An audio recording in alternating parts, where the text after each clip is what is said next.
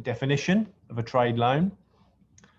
A trade finance loan is an advance in either local currency or foreign currency, enabling customers to finance their trade commitments on a transactional basis. Trade finance loans will support transactions with an underlying flow of goods and or services, and that can include things like freight and duties, customs duties, taxes, and it enables importers and exporters to obtain finance for their trade flows. Okay, Shahboz? Hammaga assalomu alaykum. Seminarimizning trade loan, ya'ni savdoni moliyalashtirish krediti, ya'ni qarzi degan mavzuni gaplashib o'tamiz va bu birinchi o'rinda o'sha nimaligini tushuntirib ketib o'tamiz. Mana birinchi slaydda bu trade loan o'zida o'sha oldindan beriladigan mahalliy yoki xorijiy valyutada beriladigan moliyalashtirish hisoblanadi. O'sha avans shaklida yoki o'sha nimani mahsulotlar yetkazib berilgandan keyin albatta har xil tranzaksiyalarni amalga oshirish uchun savdoni moliyalashtirish kreditlarini qo'llab-quvvatlaydi. Tovarlar yoki xizmatlarning asosiy oqimi bilan operatsiyalar va importyorlarga imkonini beradi va savdo oqimlari uchun moliya olish uchun eksport qiluvchilar savdo oqimlarini tashkil etish uchun o'shanga moliyalashtirish uchun, ya'ni mablag' olish uchun asosiy vazifani o'taydi. Yes, Roger. Thank you. So they're a specialized form of working capital finance.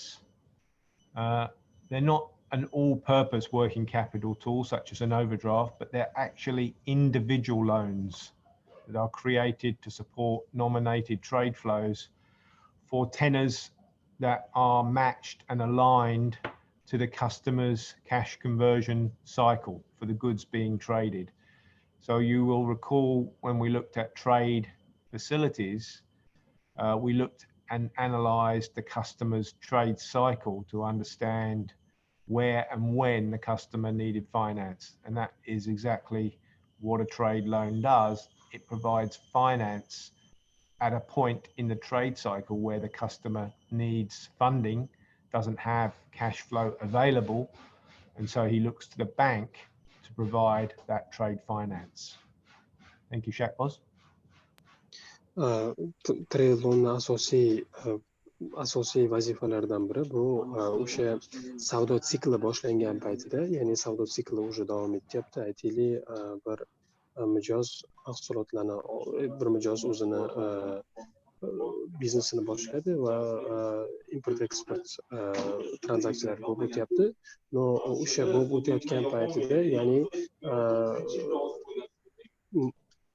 o'sha nimalar mahsulotlar o'zi yetib kelayotgan paytida yoki o'zi hamma ish boshlangan paytida nimaga mijozga pul kerak bo'lib qolishi mumkin. Mijozga pul kerak bo'lib qolgan paytida mijozda naqd pul oqimi bo'lmasligi mumkin. O'sha paytda o'zida, ya'ni savdo sikli o'zi boshlangan bo'lgandan keyin mijozga pul kerak bo'lgan paytida mijoz bankka borib, bankdan trade loan olishi mumkin. Ya'ni trade loanning asosiy bir maqsadlaridan biri bu o'sha savdoning sikli boshlangan paytida va bir nuqtasida moliyalashtirish olish hisoblanadi. Yes, Roger. So applicability, trade loans can be used for either imports or exports, and they can be used at any time during the trade cycle where a need for finance arises. For imports, they can be used to finance payments to suppliers, preferably via LC or documentary collection. However, financing of TTs or invoices is also very common these days. But the most important thing is that it is vital to control the disbursement of funds to ensure the correct use of funds and reduce the risk of double financing. So what do I mean by that? I mean that when we give a trade loan to an importer, in this case, in this example, we must make sure that he uses the money for the intended purpose, to pay his suppliers. We don't give him the money into his account and then he uses it for some other purpose, to pay his bills, his rent, his rates, his whatever bills he might, his salaries. The purpose must be for paying the supplier. So it needs to be validated and verified that the funds are being used for the intended purpose. And if you don't do that, then there is a risk that the funds will be used for something else, and then you may not get repaid. Shahboz? Trade loan ishlatilishi mumkin. Import yoki eksport operatsiyalariga trade loanni bemalol ishlatishimiz mumkin. Va o'sha savdo siklini boshlangan paytida, ya'ni savdo aylanmasini boshlangan paytida va uni davomida har qanday paytda biz moliyalashtirish kerak bo'lgan paytida trade loanni ishlatishimiz mumkin. Ya'ni bu trade loanni qo'llanishini aytib o'tyapmiz hozir. Importyorlar uchun trade loanlar ishlatilishi mumkin. O'sha eksportyorga to'lovlarni amalga oshirish uchun akkreditiv yoki documentary collection orqali yoki bir xil paytda umumiy ochiq akkaunt orqali to'lovlarni invoyslar orqali to'lash uchun ham trade loanlarni bemalol ishlatishimiz mumkin. Lekin bir narsani har doim e'tiborga olishimiz kerak. То, что trade loanni biz agar mijozga bergan paytimizda mijoz trade loanni boshqa maqsadlarda ishlatmasligi kerak. Ya'ni o'zini har xil ijara xarajatlari yoki aytaylik har xil boshqa qarzlarini to'lash uchun ishlatmasligi kerak, balki trade loan albatta o'sha berilgan maqsad uchun, ya'ni o'sha mahsulotlarni yuborayotgan odam, ya'ni mahsulotlarni ishlab chiqarayotgan odam, ya'ni eksportyorga to'lovlarni amalga oshirish uchun ishlatilishi kerak. O'shaning uchun biz har doim inobatga olishimiz kerak va aniq tasdiqlab olishimiz kerak bank bilan, то, что aniq maqsad orqali ishlatilayotganini bilishimiz kerak har doim trade loan. Yes, Roger. So double financing is one of the biggest risks in trade finance, and we need to make sure that the facility is matching the trade cycle to avoid double financing, and we will come to that later on in today's presentation. So we have to be very cautious about the risk of double financing. And I'll just check now, Shahboz, to see if there's any questions at this stage. Bugun biz yana undan tashqari double financing deydi, ya'ni ikki marta moliyalashtirish, qayta moliyalashtirishni haqida gaplashib o'tamiz bugun. Ya'ni biz qayta moliyalashtirishni riskini albatta inobatga olishimiz kerak trade loan berayotgan paytimizda, va bu haqda prezentatsiyamizning keyingi qismlarida gaplashib o'tamiz. Agar shu paytgacha qanaqadir savollaring bo'lsa, bemalol savollarni berishlaring mumkin.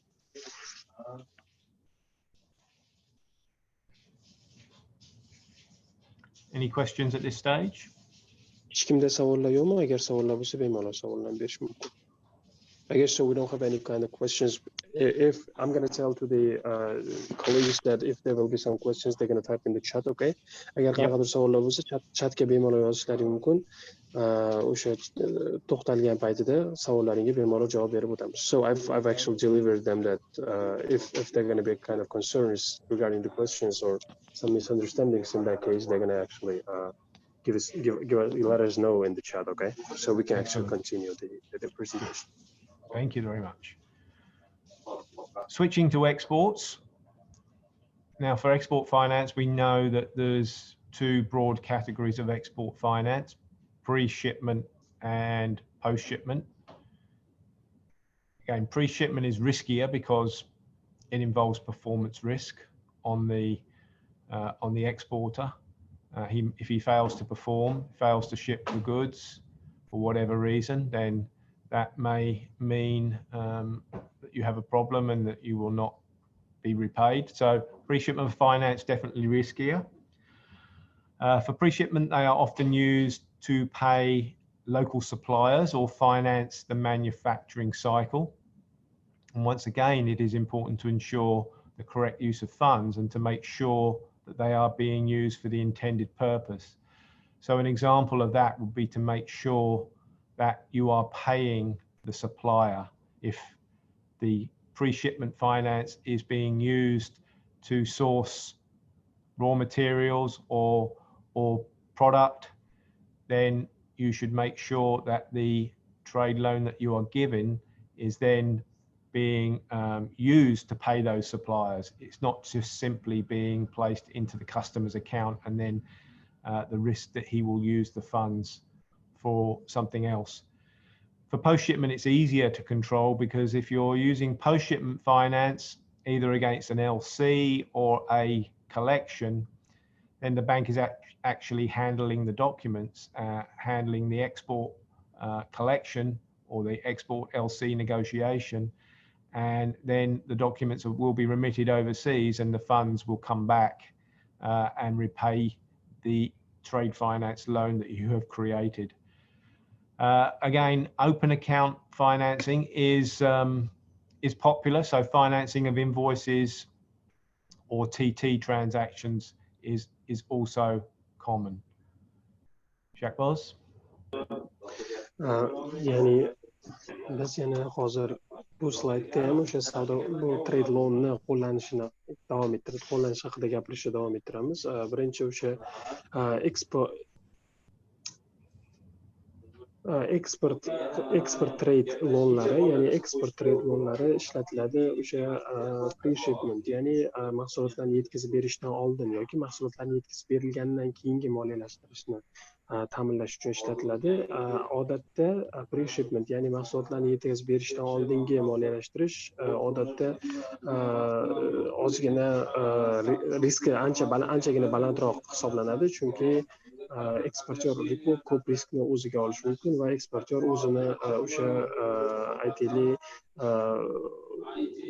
bu agar eksportyor hamma narsani joyida qila olmasa, unda riski juda ham katta bo'ladi. Asosan pre-shipment, ya'ni mahsulotlarni yetkazib berishdan oldingi moliyalashtirish mahalliy savdogarlar yoki mahalliy sotuvchilarga to'lash uchun ishlatiladi. Asosan biz har doim yana bir marta ishonch hosil qilishimiz kerak. То, что agar mahalliy savdogarlardan olayotgan mahsulotimiz uchun moliyalashtirish olgan bo'lsak, unda biz o'sha bank sifatida mijozimizga agar berayotgan bo'lsak, bank sifatida biz har doim ishonch hosil qilishimiz kerak. To, что berilgan moliyalashtirish asosan belgilangan maqsad uchun ishlatilayotganligini, ya'ni o'sha sotuvchi odam yoki eksportyorga to'lab berilayotganligini aniq bilishimiz kerak va buni boshqara olishimiz kerak. Chunki mahsulotlar boshqa maqsadlarda ishlatilmasligi kerak. Ya'ni aytmoqchi bo'lganim, haligi aytib o'tganimdek, berilgan qanaqadir o'zini yoki o'sha mijoz o'zini boshqa xarajatlariga ishlatib olmasligi kerak. Post shipment bo'lsa, ya'ni mahsulotlar yetkazib berilgandan keyingi moliyalashtirish asosan o'sha bu asosan ishlatiladi, akkreditivlar orqali bular ishlatiladi. Akkreditiv yoki documentary collection orqali ishlatiladi va bundan tashqari o'sha hisob raqam ochish orqali ham yoki invoicelar orqali ham bemalol ishlata olishimiz mumkin. Post shipment finance, ya'ni mahsulotlar yetkazib berilgandan keyingi moliyalashtirish juda ham bank uchun riski kam hisoblanadi va bank bemalol buni boshqaruvni o'z qo'liga olishi mumkin, chunki bunda asosan akkreditivlardan foydalanganligi uchun bu juda ham bank uchun riski kamroq hisoblanadi. Yes, Roger. Okay, I think I see a hand raised for a question. Yes, hello Roger. Thank Hello. you very much once again for your webinar session with us. It's always nice to hear you and your team members. Thank you very much, because many branches are now also taking part in this session. For these slides regarding the loan applicability, regarding LC discounting, can you give us a little bit more information when this discounting feature is used, just any usual example, please. Thank you. Sure. Thank you for the question. So yeah, if you have a customer who is exporting and he is able to agree with his buyer that the payment method will be an LC, a letter of credit, then in that case, he will receive an LC, which for him will be an export LC. It will be sent through a bank in Uzbekistan. It may come through yourselves or it may come through another bank. Generally, these LCs will be available with any bank, which means that the exporter has the option of taking the export documents once he's shipped the goods to any bank. And when that bank that he chooses to present the documents to in Uzbekistan on the export side, when they receive those documents, they will check the documents against the LC terms and conditions. And if the documents fully comply with the LC terms and conditions, then it's very common for banks to then offer to discount or negotiate the documents. That means to pay the exporter now at the point when they have checked the documents and have found the documents to be fully compliant. They offer to finance the customer, the exporter, and pay him today. And then they will remit the documents overseas to the issuing bank, to the import country. And at some time in the future, they will receive the payment from the issuing bank. Now, it depends upon the tenor of the LC. If it's a site LC, it may be only a few days or a few weeks. But if it's a term LC or a usance LC, it could be 3 months or even 6 months before the funds would be received. So it's that period that is being financed by the exporter's bank using the LC mechanism. They have checked the documents, the bank has checked the documents, they're fully compliant, so they are confident that payment will be made by the issuing bank in due course, whenever the payment falls due. So they are just financing that period. And it's a very low risk product for a bank to offer to an exporter. And it's a very competitive area in terms of trade finance, because as I said initially, the LCs are often available with any bank, which means the exporter can choose the bank to which he takes the documents. And so therefore there is competition amongst banks to get this business from exporters. Sorry, that's a long explanation, but that's basically what it is. Yes, Roger, thank you very much. I also have some additional questions regarding the discounting procedures. According to your experience with the trade finance, would you say that it would be better to apply and describe all the conditions for discounting procedures in an initial MT700, or it should be used and written in details with an additional 799? Sorry, can you just repeat the question? I didn't get it clearly. So my apologies. It's okay.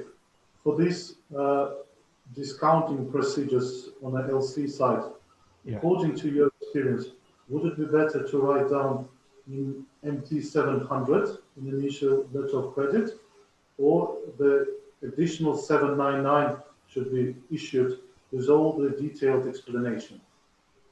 So the messages you refer to, the MT700 is the LC text itself, the standard pre-formatted message. But the LC, when it's issued by the issuing bank and then received by the advising bank, that should be in an MT700 format, and it's a lot easier to interpret and to read if it is in a standard format, of course, versus an unformatted message.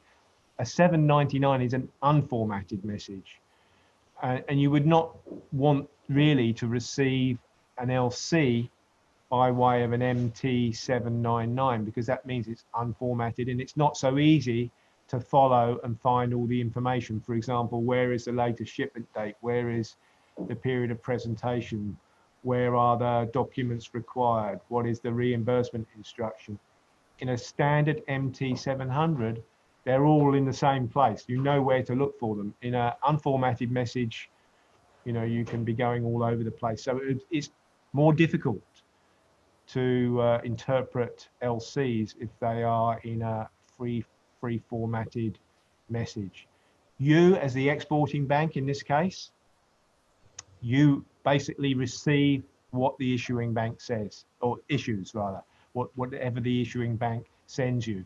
So you don't necessarily have control over what type of message they send you, but in the vast majority of cases, I would suggest that they would use an MT700 because it's easier for everybody to use an MT700 as opposed to a 799.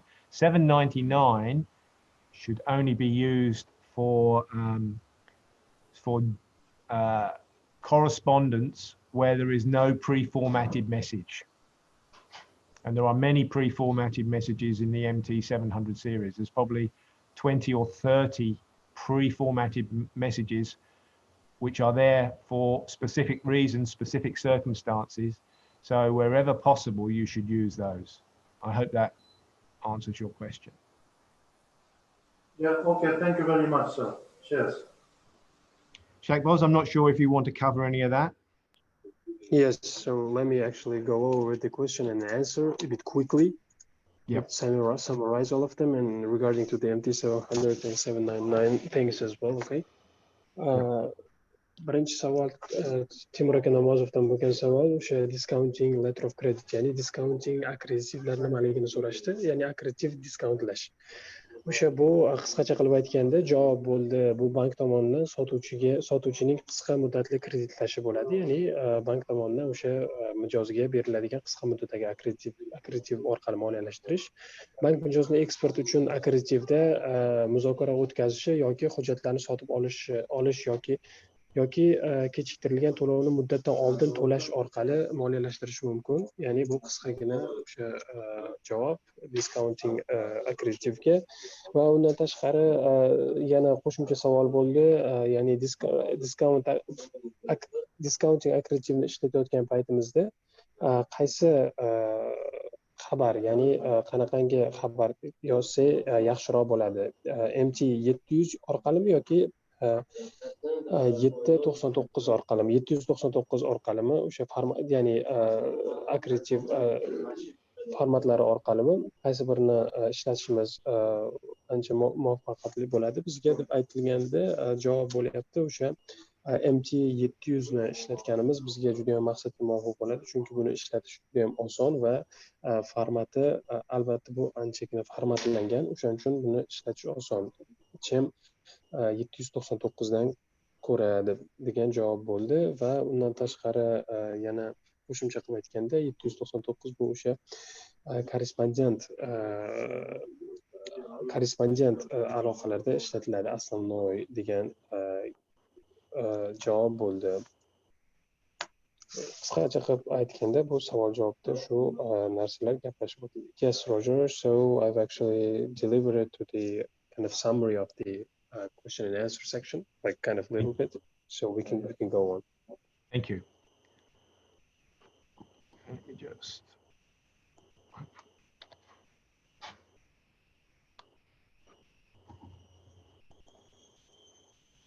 Sorry, it's not responding. Okay, yeah, done that. Okay, here we go then. So another consideration is which currency to use, foreign currency or local currency.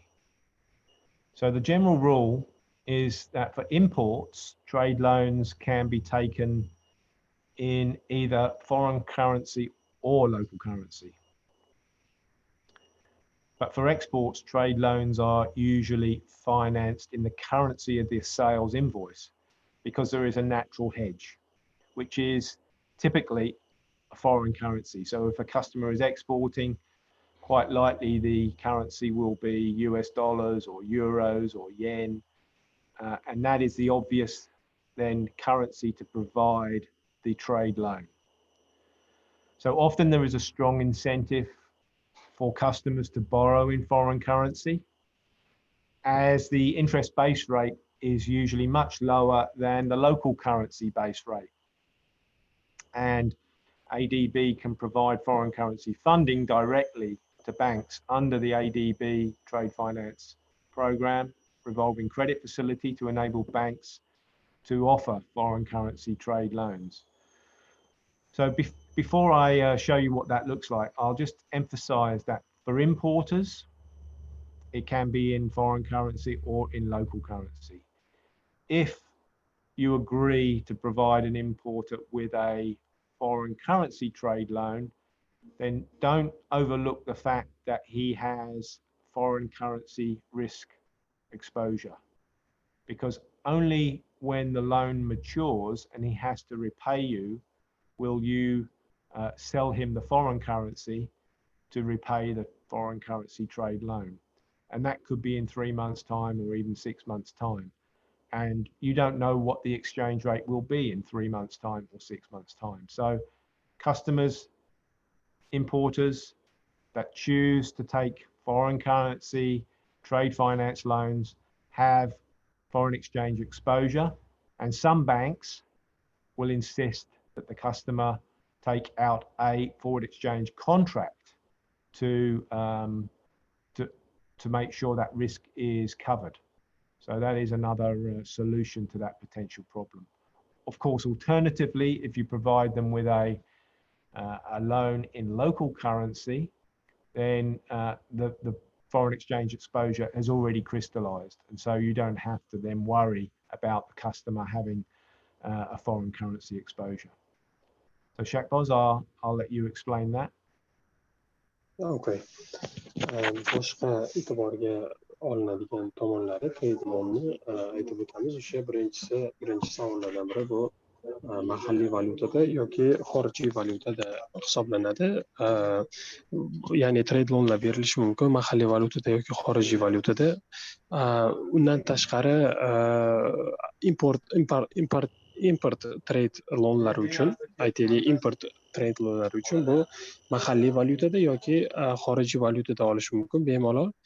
Export trade loanlari uchun asosan o'sha moliyalashtirish amalga oshiriladi o'sha savdo invoysida ko'rsatilgan valyutada, qaysiki ko'pincha qilib aytganda o'sha xorijiy valyutada. Ya'ni agar bu shartnomada trade loan o'sha import mahsulotlarni ya'ni eksportyorga to'lov qilish uchun ishlatilganda, unda o'sha savdo invoysida ko'rsatib o'tilgan valyutada ishlatiladi. Va undan tashqari ko'pincha xorijiy valyutada moliyalashtirishga talab juda ham katta bo'ladi. Chunki protsentni stavkasi mahalliy valyutaga qaraganda xorijiy valyutaniki pastroq, o'shaning uchun. Va undan tashqari Osiyo taraqqiyot banki xorijiy valyutada moliyalashtirish, ya'ni moliyalashtirish to'g'ridan to'g'ri banklarga yetkazib beradi. O'sha ADB TFB kredit imtiyozini ostida yetkazib beradi va bu imtiyozdan hamma banklar foydalanishi mumkin. Va undan tashqari yana aytib o'tish kerakki, agarda import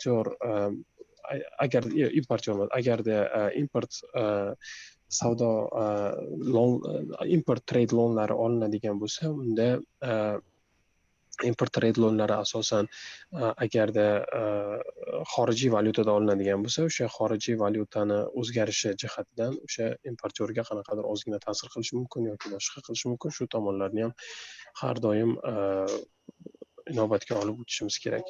Yes, Roger.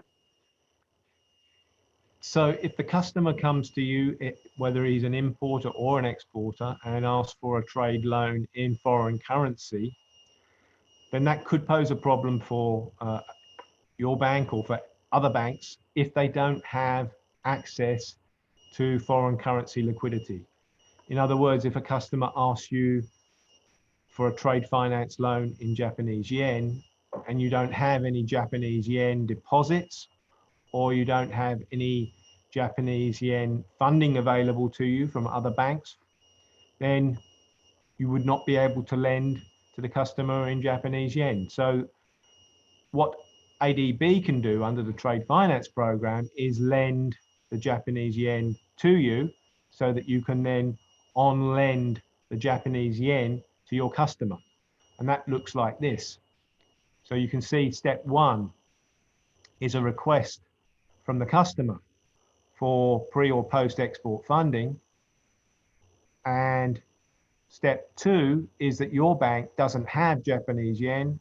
Your bank goes to ADB and says, ADB, please lend us some Japanese yen because we have a customer that we wish to provide trade finance to. Step two. Step three, ADB lends your bank the Japanese yen.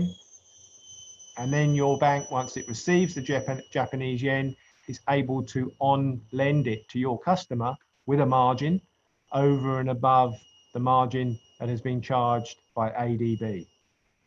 And you can see here that the line across the middle, the horizontal line, shows that the ADB is lending to your bank, not taking the risk of the importer or the exporter. That is a risk that you are taking in providing the trade finance loan to the customer. So the local bank, your bank, deals with the customer. ADB just interacts with you as the borrowing bank. Shekboz? Bundan tashqari aytib o'tishimiz kerak, agar trade loan aytili eksportyor yoki importyor mijozi bank mijozi, masalan biz hozir bank tomonidan gapirib o'taman, aytili bizni bankka o'sha bank mijozi kelyapti, importyor yoki eksportyor uni farqi yo'q va aytili xorijiy valyutada trade loan so'rayapti, aytili yapon yenida so'rayapti, ya'ni aytaylik mana shuncha miqdordagi yapon yeni menga kerak bo'lyapti o'sha biznesimni operatsiyalarini rivojlantirish uchun deb so'ragan paytida bankni, ya'ni mahalliy bankni bitta muammosi bo'lishi mumkin, ya'ni mahalliy bankda yapon yenida hech qanaqangi depozitlar bo'lmasligi mumkin yoki hech qanaqa yapon banklaridan keltirilgan hech qanaqangi fondlar, ya'ni moliyalashtirish mablag' bo'lmasligi mumkin bankda. Bunaqangi vaziyatda ya'ni Osiyo taraqqiyot banki, ya'ni ADB bemalol yapon yenida bankka, ya'ni mahalliy bankka, bizni bankimizga yoki boshqa bankka yapon yenini moliyalashtirish berib turishi mumkin va quyidagi slaydda ko'rib o'tishinglar mumkin bu sikl qanaqangi ishlaydi. ADB, ya'ni Osiyo taraqqiyot banki, borrowing bank turibdi o'rtada. Borrowing bank bu o'sha mahalliy bank, ya'ni aytaylik bizni bank. Va undan tashqari eksportyor va importyor turibdi. Eksportyor va importyor, ya'ni biz mijoz. Birinchi bo'ladigan narsa mana bir deb yozib qo'yilgan, request for pre or post export funding, ya'ni eksportdan oldingi yoki eksportdan keyingi moliyalashtirishni zapros berish, ya'ni moliyalashtirish so'rash, ya'ni bankdan, ya'ni mijoz keldi bankka, ya'ni borrowing bank, aytaylik sanoat qurilish banki anaqa qilyapti, o'sha so'rayapti menga mana shu miqdorda yapon yenida moliyalashtirish kerak deb. Undan keyin bank nima qiladi, ya'ni bankda qarayapti, bank o'zida yapon yeni hech qanaqa depozit yo'q, hech qanaqa fond yo'q, unda o'sha hujjatlarni olib turib, hamma o'sha detallarini yozib turib, bu bank ADBga, ya'ni Osiyo taraqqiyot bankiga murojaat qiladi, to что yapon yenida moliyalashtirish kerakligini. Va ikkinchi stepdan o'tgandan keyin, ya'ni ikkinchi etapdan keyin ADB bu hujjatlarni ko'rib chiqadi, bankning riskini tekshirib o'tadi. Ya'ni bitta e'tibor berish kerak, ADB, ya'ni Osiyo taraqqiyot banki so'rayotgan, ya'ni moliyalashtirish so'rayotgan bankni riskini tekshiradi, moliyalashtirish so'rayotgan mijozni riskiga qiziqmaydi. Faqatgina bank riskini tekshiradi. Ya'ni agar bankning riski yaxshi bo'lsa, o'sha bankka berdi, ya'ni mahalliy bankka moliyalashtirish berdi. Mahalliy bank moliyalashtirish holatda o'sha so'ragan mijozga, ya'ni o'sha yapon yenida beradi. Faqatgina ADB o'sha, ya'ni Osiyo taraqqiyot banki mahalliy bankka moliyalashtirish bergandan keyin o'sha mablag'ni bergandan keyin qanaqadir protsentni stavkada berilgan bo'ladi va mahalliy bank u protsentni stavkani ustiga o'zini protsentni stavkasini qo'yib o'zini mijoziga moliyalashtirishni beradi. O'rtadagi sariq liniyani ko'rishlaring mumkin. Sariq liniya bu riskni bajaradi, ya'ni mahalliy bankni riski. Mahalliy bank ya'ni o'sha o'zi berayotgan mijozni riskini o'zi kontrol qilish kerak. Osiyo taraqqiyot banki bu bilan umuman ishi bo'lmaydi. Osiyo taraqqiyot banki uchun faqatgina mahalliy bankni riski muhim va bo'ldi. Bundan boshqa narsa muhim bo'lmaydi Osiyo taraqqiyot bankiga. Yes, Roger. Very good. So just to emphasize with this one that this is only for foreign currency. Obviously, if you're providing trade finance in local currency, you don't need foreign currency liquidity from ADB. This is only where the trade loan is in foreign currency and where the bank, the borrowing bank, does not have access to that foreign currency, that it could go to ADB and borrow from ADB. And then, of course, at maturity, when the loan matures, the borrowing bank will collect the foreign currency proceeds from the customer and then use those foreign currency proceeds to repay ADB. Thank you, Shakboz. Yana bir narsani aytib o'tishimiz kerakki, bu faqatgina xorijiy valyutada moliyalashtirish, ya'ni trade loan berayotgan paytida ishlatiladi, ya'ni ADB dan mablag' olinadi. Agarda xorijiy emas, mahalliy valyutada trade loan berilayotgan paytida bank o'zini mablag'laridan bera olishi mumkin bemalol. Chunki Osiyo taraqqiyot bankini hech qanaqangi roli qolmaydi bu yerda. Shu narsani ham e'tiborga olishimiz kerak va qachonki o'sha berilgan moliyalashtirishni vaqti yetgan paytida o'sha mahalliy bank o'zini bergan mijozidan mablag'larni yig'ib oladi, ya'ni va o'zini o'sha olgan protsentni stavkasini o'ziga olib qoladi va qolganini o'sha ADBni protsentni stavkasiga, ya'ni ADB anaqaga Osiyo taraqqiyot bankiga mahalliy bank jo'natadi. Yes, Roger. Thank you. So some other considerations in terms of the interest rate, should it be fixed or floating? Well, typically trade loans are offered on a fixed rate basis for the period of the loan. Remember, this is short-term trade finance. So we're talking about loan periods, maybe minimum, the shortest period you may offer a trade loan might be 15 days, the maximum may be 180 days. So it's all short-term. So the interest rate is usually locked in for the entire period. It's only if the loan was extended would the interest rate be reset or adjusted. There may also be a penalty or break cost for early repayment. So this all has to do with how your bank may fund the transaction. If it has matched the transaction through its treasury, and it's borrowed money for 90 days, but the customer repays early after 60 days, then there could be a break cost associated with that. Equally, extension of a loan, the interest rate originally granted for 30 days may not be good in another 30 days' time. If the base rate has changed, then the next period would be charged based upon the interest rates prevailing at that time. So that's fixed or floating. I'll let you cover that first, and then we'll do the second part. Okay. Va bundan tashqari boshqa e'tibor beradigan tomonlarimiz ham bor. Bu albatta o'sha protsentni stavkasi, ya'ni qanaqangi protsentni stavka bo'ladi. Bu albatta fixed yoki floating bo'lishi mumkin, ya'ni fiksирование yoki o'zgaruvchan bo'lishi mumkin.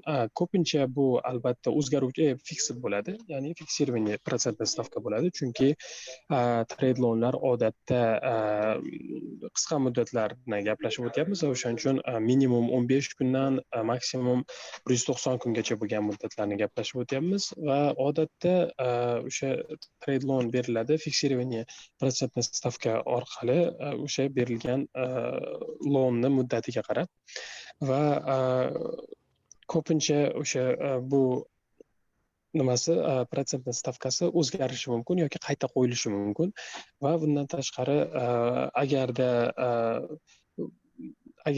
har xil sabablarga ko'ra to'lovni, ya'ni mijoz qayta to'lovni amalga oshira olmasa, ya'ni o'sha berilgan muddatdan o'tib ketsa, har xil penaltilar, ya'ni har xil jarimalar bo'lishi mumkin mijozga nisbatan, yoki o'sha berilgan moliyalashtirishni muddatdan oldin to'lovni mijoz amalga oshirsa bankka, unda o'sha ozgina mijoz uchun cheklovlar bo'lishi mumkin. Yes, Roger.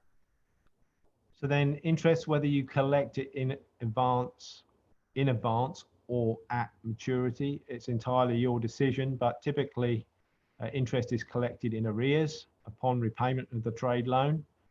But a common exception to that would be export post-shipment LC negotiations, where interest may be calculated and collected up front, hence the name discounting LCs. You don't pay 100% to the customer, you pay 100% minus the interest cost associated with the trade loan. Shahboz? Va undan tashqari protsentni stavka oldindan yoki oldindan to'lanishi mumkin, ya'ni yoki o'sha muddati kelgan paytida to'lanishi mumkin.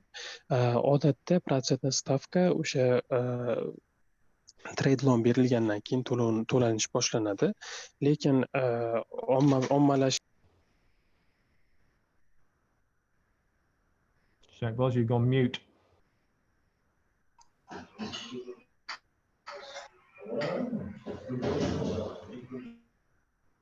Shahboz?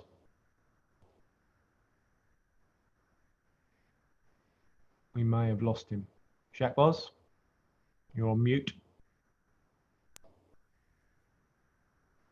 I got mute, I guess, right? If I'm not mistaken. Yeah, you're back. So maybe I'm going to come over. Hello? I'm not hearing clearly. Roger, do you hear clearly? No, it's much quieter. Go ahead. Hello, can you hear me? That's good. Yep.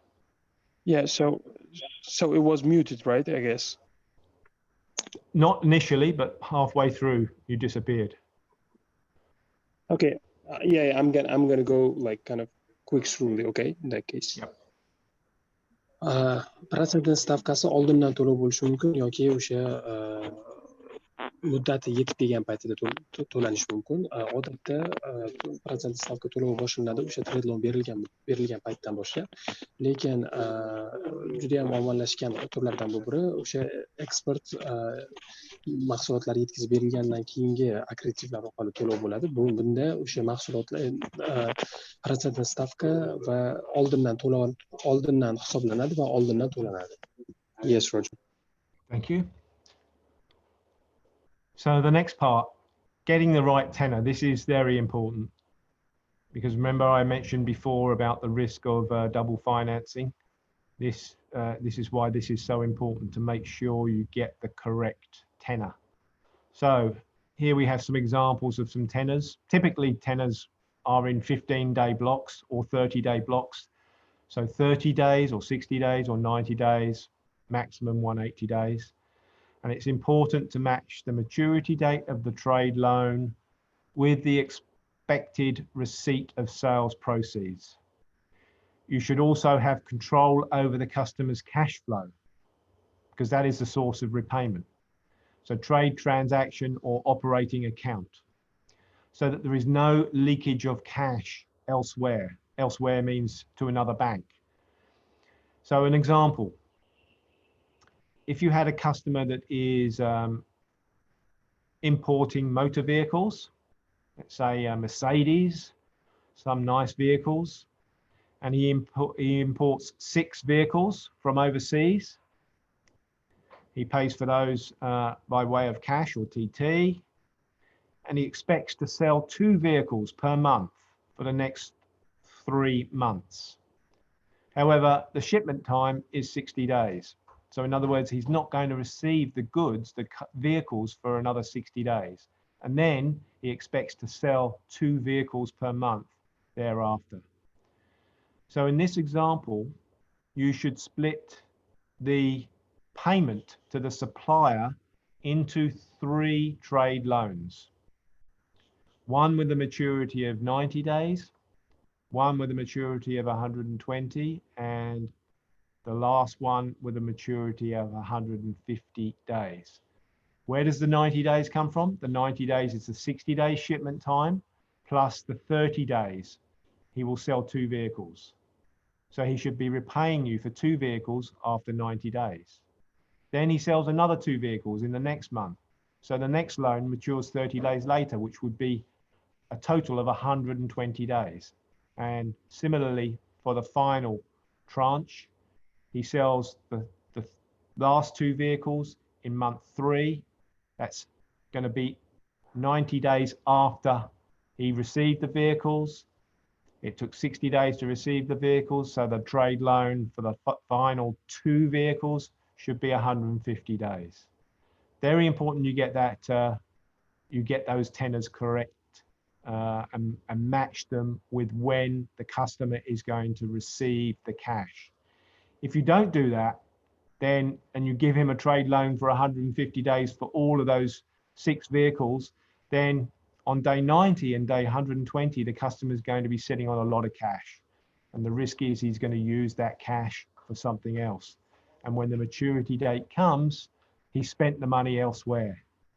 So that is why it's so important to get the correct tenor. Shakboz? Va trade loanlarni berayotgan paytimizda albatta trade loanning tenori, ya'ni beriladigan muddati juda ham muhim bo'ladi. Bu bo'lishi mumkin 30 kun, 60 kun, 90 kun yoki maksimum 180 kundan iborat bo'lishi mumkin.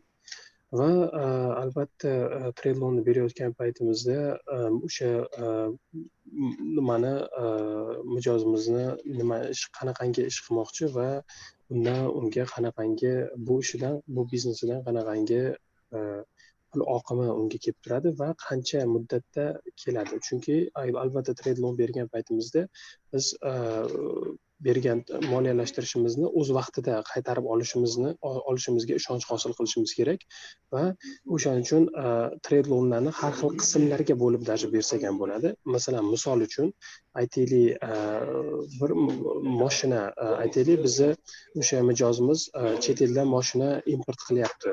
Ya'ni O'zbekistonga chet eldan mashina import qilyapti. Ya'ni bu 6 ta mashina import qilyapti va bizga aytgan o'sha mijozimiz har oy 2 tadan mashina sotadi. Va 2 tadan mashina sotadi. Agarda har oy 2 tadan mashina sotadigan bo'lsa, 6 ta mashinani keyingi 3 oyda sotib bo'lishi mumkin. Lekin bu mashinalarni chet eldan O'zbekistonga yetkazib berish uchun ham 60 kun vaqtni oladi. Ya'ni aytaylik 60 kun vaqt chet eldan mahsulotlarni O'zbekistonga olib kelish uchun ketadi va undan tashqari har oy 2 tadan mashina sotish uchun vaqt ketadi. Va albatta biz hisoblashimiz kerak. Va bundan tashqari biz buni hisobga olishimiz kerak va 3 ta trade loan mijozimizga bersak bo'ladi. Birinchi trade loanni beramiz.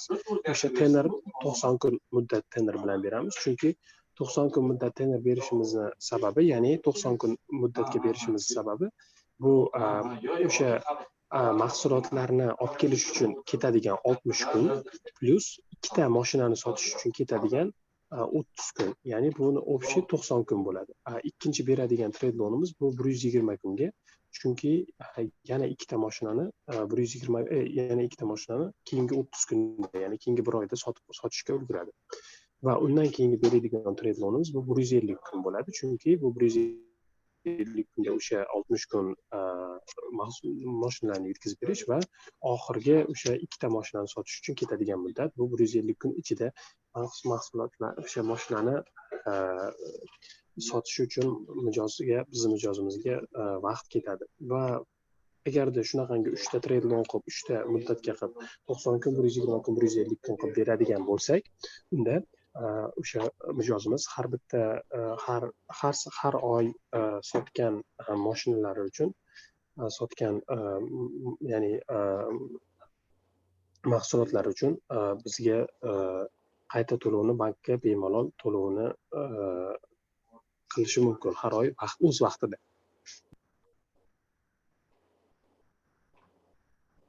Okay, Shakboz?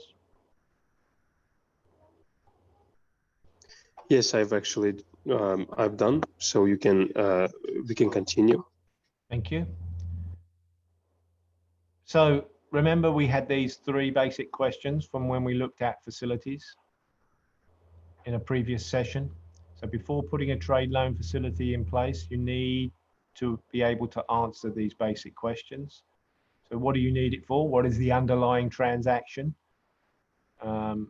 And at what point do you need financing? How long do you need financing for? And how much do you need? We know that the solution to this is through trade cycle analysis. Shahboz? Trade loan imtiyozini, trade loan o'sha imtiyozini yoki qulayligini biz mijozga berishimizdan oldin biz 3 ta savolni har doim o'zimizdan so'rashimiz kerak. Bu birinchisi nima uchun, ya'ni bu trade loan nima uchun berilyapti? Ikkinchisi how long, ya'ni qancha muddatga berilyapti va uchinchisi bu how much, ya'ni qancha miqdordagi trade loan mijozga berilyapti. Albatta bu uchalasiga javob berishimiz uchun biz o'sha savdo sikl analizlarini har doim yaxshi qila olishimiz kerak. So Roger, there is a kind of typing mistake, I guess. It should be like how long instead of how long in there on the second question. Yes. Thank you. Thank you very much. Yes, it should be how long. Well noticed. So much. So go on. So then we look at the trade cycle. Just an example of a trade cycle. Similar to the one we looked at in the previous session, but slightly different. In this example, the customer is importing using an LC, but it's a 30-day site LC. Documents arrive on day 60. So in other words, there's a 60-day lead time between when the LC is established and when the documents are received and documents are released to the customer.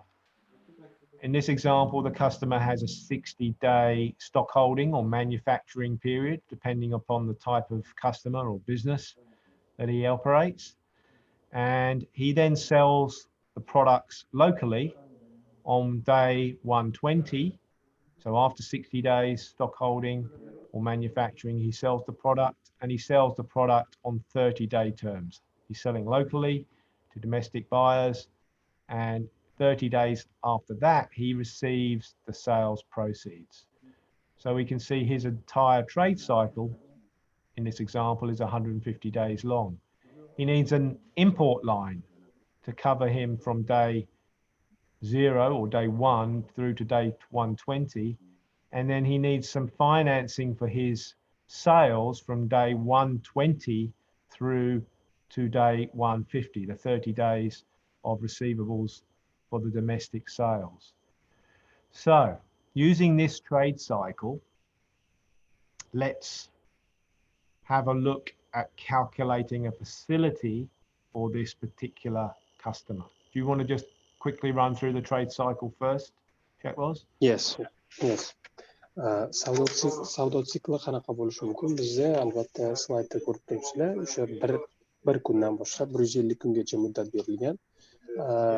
Aytaylik, birinchi kundan boshlab 30 kun davomida 30 kun ichida o'sha akkreditivlarni chiqarish masalasi bo'lishi mumkin va undan tashqari hujjatlar yetib boradi, yetib keladi va o'shanga akkreditivlar bilan bo'ladigan operatsiyalar 60 kun muddatni tashkil agar oladigan bo'lsa va keyingi 60 kun bizga o'sha importyorga eksportyordan keladi mahsulotlarni ishlab chiqarish va mahsulotlarni kelishi albatta bo'ladi va yoki importyor mahsulotlarni olib o'zi ishlab chiqarishi mumkin. Bu yana keyingi 60 kunni oladi va 120 kun bizda общий o'sha mahsulotlar tayyor bo'lishiga ketyapti va undan tashqari o'sha 120 kundan 150 kungacha bo'lgan muddat, ya'ni keyingi 30 kunda mijoz mahsulotlarni o'sha sotishi mumkin, sotish uchun vaqt ketadi.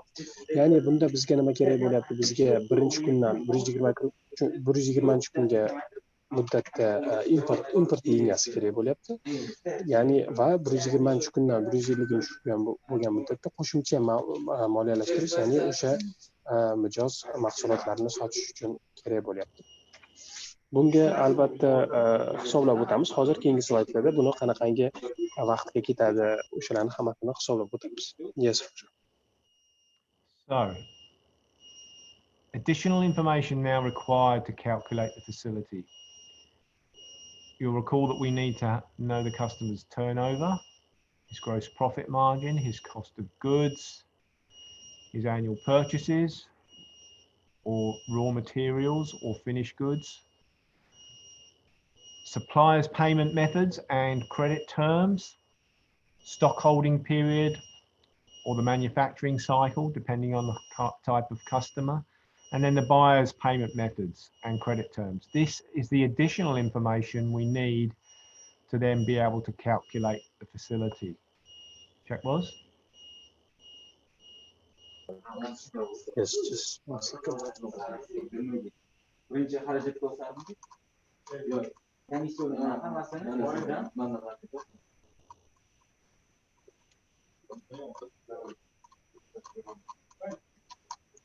Xo'p, va bizga hozir buni albatta hisoblashimiz uchun bizga nima kerak bo'ladi? O'sha yillik savdo hajmi, ya'ni yillik savdo aylanmasi va undan tashqari ya'ni foyda stavkasi va sof foyda stavkasi va o'sha mahsulotlarni sotilganlik narxi va yillik savdolar, ya'ni yillik nimalarni sotib olgan, mijoz qanaqangi materiallar sotib olgan yoki qanaqangi tayyor mahsulotlar sotib olgan, ya'ni va undan tashqari eksportyorni to'lash metodi, ya'ni qanaqangi metodda to'layapti yoki kredit shartlari, ya'ni va mahsulotlarni ushlash muddati yoki mahsulotlarni qayta ishlab chiqarish, ya'ni aytmoqchi bo'lganimiz importyor agar tayyor mahsulot olib kelayotgan bo'lsa, unda o'sha tayyor mahsulotlar qachon savdoga chiqadi yoki agar har xil materiallar olib keladigan bo'lsa va bu o'sha berilgan materiallar orqali necha kunda mahsulotlar ishlab chiqariladi va undan tashqari sotib oluvchining to'lash metodi va kredit shartlarini biz albatta inobatga olishimiz kerak va hisoblab chiqishimiz kerak. Yes, Roger. Here is the additional information you need. Customer has turnover of 3 million per annum. His gross profit margin is 20%. That means his cost of goods is 80% of the 3 million. And his purchases are 50% of the cost of goods figure, 50% of the above figure. Supplier payment method and credit terms, as per the trade cycle that we just been through, information is given to you. It's 30 days at site LC. Stock holding period, that information is given to you in the trade cycle. It was 60 days. And then the buyer's payment method was local sales with a 30-day credit term. So that was also given to you. So now what I will ask you to do is, given this information and given the trade cycle that you have here, please now calculate the following. Import LC facility. How much import LC line does the customer need? And then trade loan facility. How much trade loan does the customer need? Both the amount and the tenor, the maximum number of days. Now, the trade loan facility will need to finance his stock holding period as well as his local sales. So those 30 days local sales that he has at the end of his trade cycle. So I will now pass it back to you, Shakboz, to explain, and then I'll give everybody 10 minutes to go through this and to come up with two numbers, one for the import LC line and one for the trade loan, plus the maximum number of days. Thank you, Shakboz. Okay. Quyidagi berilgan informatsiyadan foydalanib, sizlar hozir hisoblab o'tishlaring kerak ikkita narsani. Birinchi informatsiyalarni aytib o'taman. O'sha birinchisi yalpi savdo aylanmasi, ya'ni qancha savdo bo'lgan, ya'ni bizda yalpi savdo aylanmasi aytaylik 3 million va undan tashqari keyingisi o'sha yalpi foyda darajasi, ya'ni qancha yalpi foyda darajasi bo'lgan, bu albatta 20% bizda tashkil etyapti va o'sha sotilgan mahsulotlarni narxi qancha bo'lgan, bu albatta 80% tashkil etyapti, ya'ni 80% o'sha birinchi yalpi savdo aylanmasini 80%. Va annual purchase, ya'ni yillik sotib olingan mahsulotlar, ya'ni aytaylik har xil o'sha mahsulotni ishlab chiqarish uchun ketadigan materiallar yoki xomashyolar yoki tayyor mahsulotlar, ya'ni bu o'sha sotilgan mahsulotlarni 50% tashkil etyapti. Ya'ni aytaylik sotuvchini, ya'ni eksportyorni to'lov metodi va kredit shartlari bu 30 kun ichida akkreditiv orqali va mahsulotlarni ushlash yoki mahsulotlarni qayta ishlab chiqarish uchun bizga 60 kun vaqt ketyapti. Sotib oluvchini to'lov metodi va kredit shartlariga bizga o'sha 30 kun muddat berilgan va bundan foydalanib sizlar hozir hisoblashinglar kerak bo'lgan narsa bu albatta umumiy import liniyasi, ya'ni akkreditiv orqali qancha umumiy import liniyasi ketadi 30 kun uchun va undan tashqari hisoblashinglar kerak o'sha umumiy trade loan, ya'ni trade loan qancha miqdordagi trade loan berilishi kerak va umumiy tenor, ya'ni umumiy muddat necha kun berishimiz kerak bu uchun. Shu uchta narsani sizlar hozir hisoblab o'tishlaring kerak. So I have actually translated. If anybody got any kind of questions, I'm going to ask them. So we're going to give them 10 minutes right now. Yes. Yes, that's it. Thank you. Okay. Agar qanaqadir tushunmay qolgan bo'lsanglar, so'rasanglar tarjima qilib o'taman yana bir marta yoki esinglardan chiqib qolgan bo'lsa 10 minut vaqt beramiz. 10 minut ichida o'sha 3 ta so'ralgan narsani aytishlaring kerak. Ya'ni bu birinchisi o'sha import kredit liniyasi. Import liniyasi akkreditiv orqali umumiy miqdordagi trade loan qancha bo'lishi kerak va tenori necha kun bo'lishi kerak. So, yes.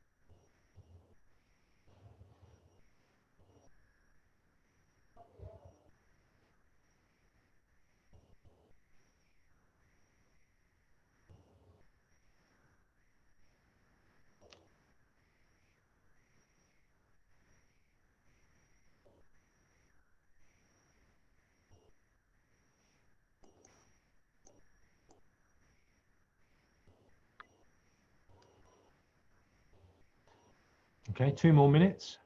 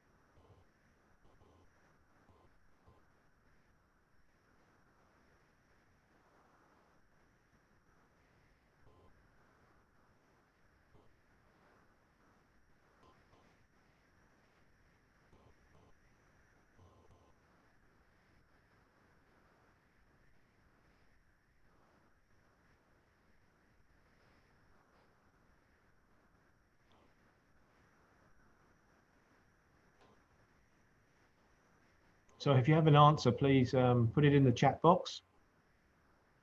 How much is your import LC line? So LC line, how much? And then trade loan, how much? And maximum tenor. Be interesting to see what answers you have.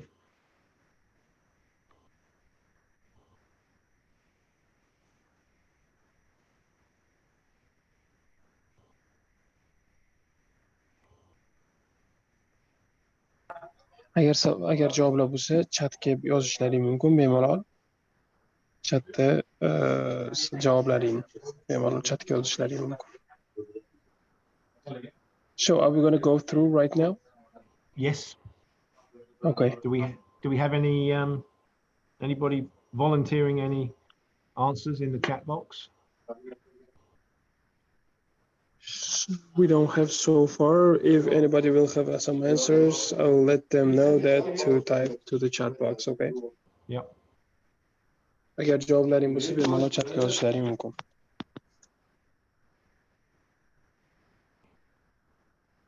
All right, this is what I have. So let's go over this.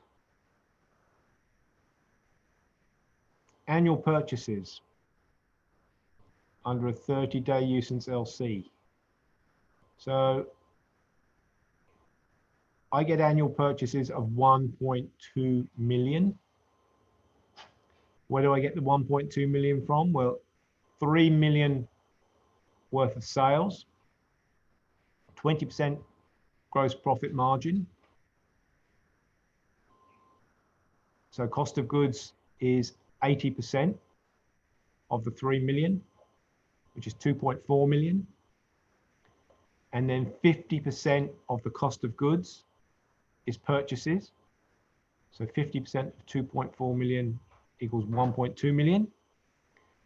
And then the LC is outstanding for 60 days plus the 30 days usance period. So that's 90 days. So 1.2 million multiplied by 90 over 360 for 1 year gives you a total LC line requirement of 300,000. Now, I'd like to check to see if anybody got that correct, or if anybody wants further explanation of that.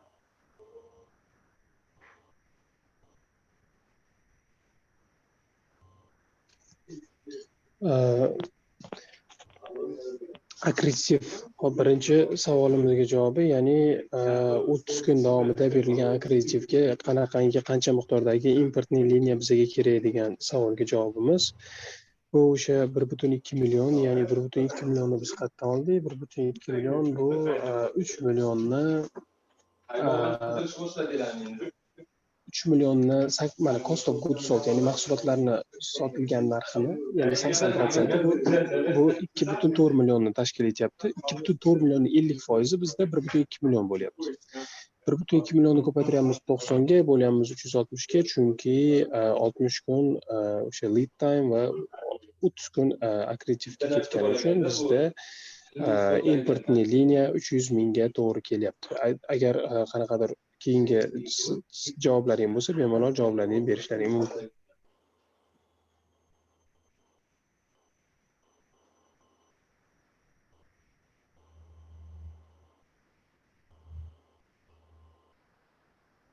Shahbaz, you've gone mute. Yes, so I've actually delivered them about the first explanation and asked them to give some responses if they have. Yeah, okay, that's good.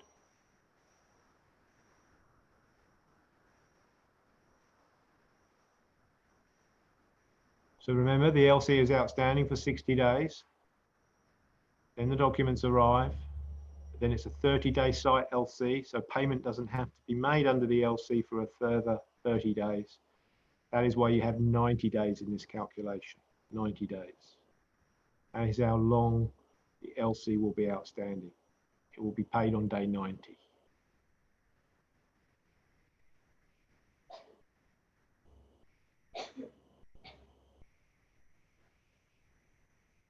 Okay, I presume then everybody is okay with that. I haven't heard anything to the contrary. Okay.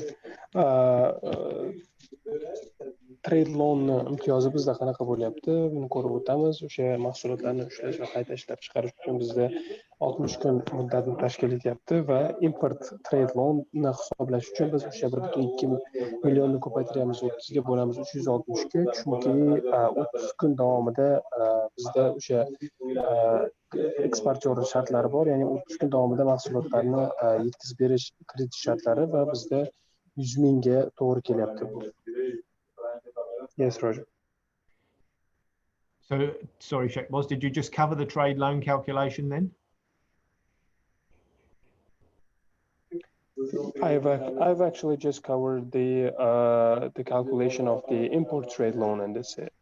I mean the stock holding period for the 60 days, and I gave some explanation to the import trade loan. I haven't covered fully.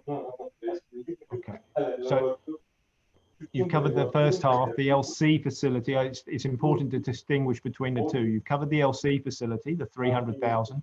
Have you covered yes, I've covered. Have you covered the trade loan facility? I haven't covered the fully trade loan facility yet. Okay, I'll go through that. So Okay. for the trade loan facility, we know the stock holding period is 60 days. So the purchases figure is 1.2 million. However, when we look at the stock holding period, 30 days of the 60 days is being financed by the supplier. Remember, it's a 30-day usance LC. The customer only has to pay on day 90. So between day 60 and day 90, the supplier is financing your customer. it's only between day 90 and day 120 that you need to finance the customer. So the trade loan for the stock holding period is only 30 days long, not 60 days. Even though he holds stock for 60 days, we only need to finance 30 days of that. If we were to finance him any more, we'd be double financing him. We'd be giving him more money than he needs. So we're only going to finance him for the 30 days for the stock holding period, which is the equivalent of $100,000. 1.2 million multiplied by 30 over 360.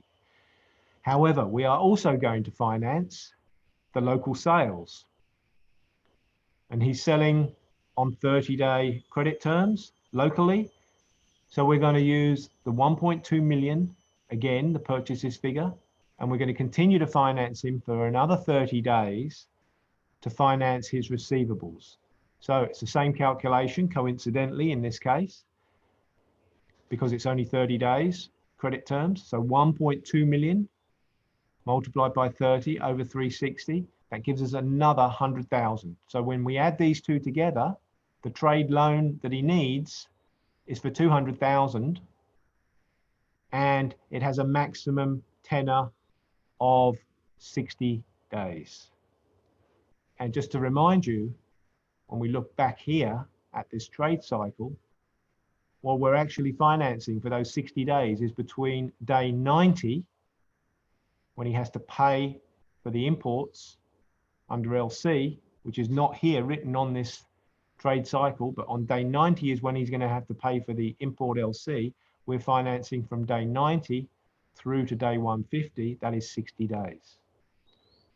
Shakboz, I hope that's clear. I'll just go back and let you run through that calculation. Yes.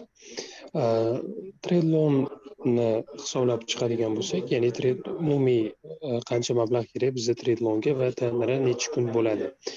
Stock holding period, ya'ni mahsulotlarni ushlash va mahsulotlarni ishlab chiqarish uchun bizda 60 kun vaqt talab etadi. Biz aytib o'tdik buni. Va undan tashqari import trade loanga, ya'ni import trade loanga bizga ketyapti o'sha 1.2 million ko'paytirilgan 30 bo'lamiz 360 ga, chunki mahsulotlarni ishlab chiqarish va mahsulotlarni ishlab chiqarish uchun ketadigan muddat 60 kun va 30 kun ayirib tashlayapmiz, ya'ni import eksportyorlar kredit shartlarini va bizda o'sha 100 mingni beryapti bu. Va mahalliy savdolardan keladigan pullar, ya'ni mahsulotlarni sotishni boshlagandan keyin bu albatta 30 kun bizda tashkil etyapti va o'shaning uchun 1.2 millionni ko'paytiryapmiz 30 ga va 360 ga bo'lamiz, bu 100 beryapti bizga. Ya'ni umumiy trade loan bizga kerak bo'ladi bu trade loanning o'zi bizga kerak bo'ladi 100 ming bizda kerak bo'ladi va o'shaning uchun buni umumiy trade loan birinchisi bizga kerak bo'lyapti. Import trade loan bu 100 ming va trade loanning o'zi bizga kerak bo'lyapti 100 ming va umumiy trade loan bizda 200 mingni tashkil etyapti va o'sha tenori bizda 60 kunni tashkil etyapti. So yes, Roger. So for the trade loan, it's very important that you get the two numbers correct. Obviously, you don't want to give the customer more money than he needs. So 200,000 is the right amount. If you give him 300,000, you're giving him too much. He doesn't need 300,000. He only needs 200,000 for a trade loan. And equally, it's important that you get the right tenor. If you give him 90 days, then you're giving him money for longer than he needs it. And he will have cash laying around for the last 30 days. And the risk is he will use the cash for something else. So you must get both the amount correct and the tenor correct to make sure that the customer uses the money for the intended purpose. Shakboz? Trade loan berayotgan paytimizda biz e'tiborga olishimiz kerak, o'sha berayotgan trade loanimiz albatta berilgan muddatga to'g'ri bo'lishi kerak har doim, chunki agar ko'p muddatga bera oladigan bo'lsa, mijozga pul yig'ilib qolishi mumkin va boshqa narsaga ishlatish mumkin. Biz xohlaymiz, чтобы mijozning puli har doim o'sha berilgan trade loanni birinchi qoplash uchun ishlatilishi. Yes, Roger. Thank you. So if you have any questions, please put them in the chat box. So in summary, Importers doing business with overseas companies find trade finance loans beneficial as they can finance their imports for a period of time while their goods convert into cash if their supplier is requesting or insisting upon prompt payment, or the importer needs funding to help produce the goods for a growing amount of contracts.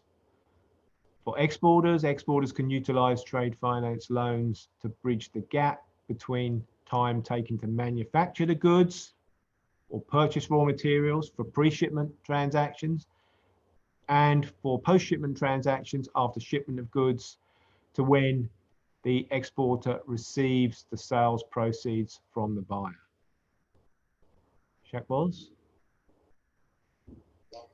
Umumiy qilib aytganda importyorlar ishlatishi mumkin o'sha trade loanlarni chet el bilan biznes qilgan paytlarida o'sha trade loanni bemalol ishlatilishi mumkin. Bir qanaqadir import qilinayotgan mahsulotlar muddatiga qarab turib va o'sha paytda bemalol to'lovlarni amalga oshirish mumkin. Eksportyorlar bo'lsa trade loanni ishlatishi mumkin o'sha mahsulotlarni ishlab chiqarish yoki xom ashyolarni sotib olish paytidagi o'rtadagi bo'shliqlarni to'ldirish uchun trade loanni ishlatilishi mumkin va o'sha paytda keyinchalik bemalol nimalardan sotib oluvchidan pulni yig'ib olib pulni olish uchun ham. Yes, Roger. So advantages of this approach.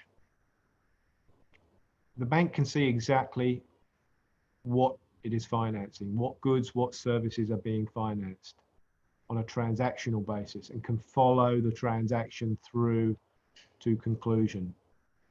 Generally, these facilities are priced below overdraft, so the customer has an incentive to use trade as opposed to overdraft because it's the cost, the interest rate is lower. The customer also has an opportunity to borrow and the bank to lend in foreign currency, which again will save the customer money. This is definitely a more disciplined approach because we are looking at the customer's needs and providing exactly the amount that his trade cycle requires. As sales increase, the facility increases, which is good for the customer. So he can grow his business, but at the same time, the facility will grow as his sales increase. So for the customer, he enjoys more working capital, which means he can do more trade, more imports, more exports. He can grow his sales and generate more profits. And the last thing I have on my list, I can never do a presentation without referring to the 6 S's. When you look at this approach and this structure, we are definitely taking advantage of all of the low risk characteristics of trade, which you will recall are security. We're going to use the goods wherever possible. Short term, we're matching the repayment with the cash flow, self-liquidating. We're being selective about which transactions we support. We can see there is a spread of suppliers and buyers, and he can only use it for trade finance transactions. He cannot draw the facility for something else. If we structure it correctly, then he can only use it for the intended purpose. And therefore, banks should have more credit appetite using this approach. So Shaqboz, I'll let you cover that. Okay.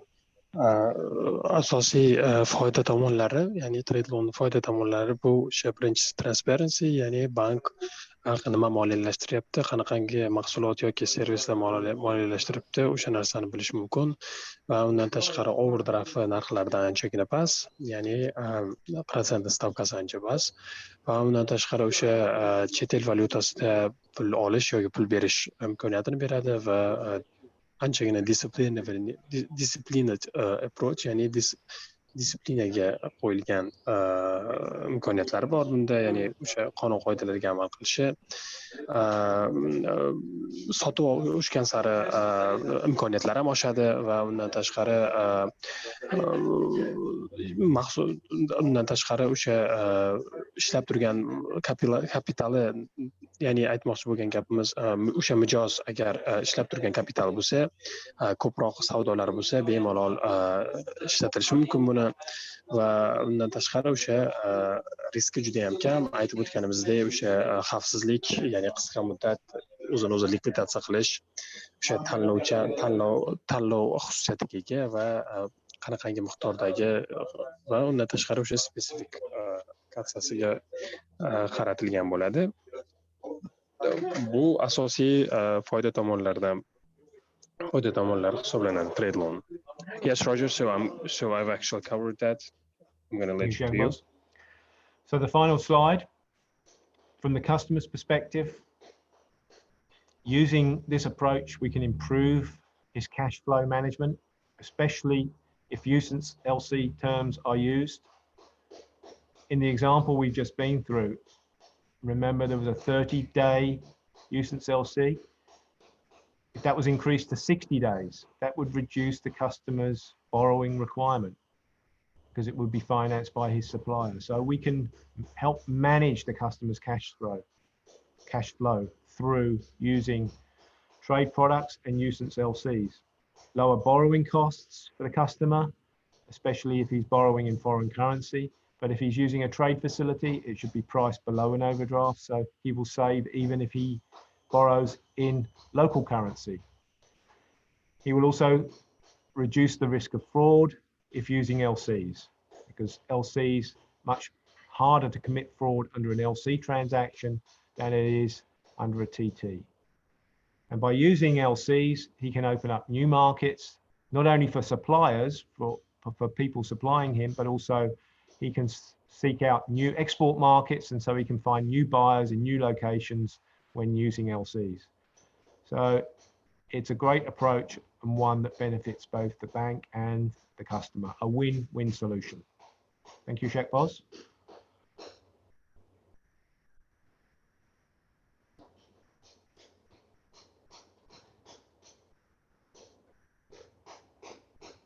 Shekboz? Yeah, I got muted. Yes, I'm gonna go through again.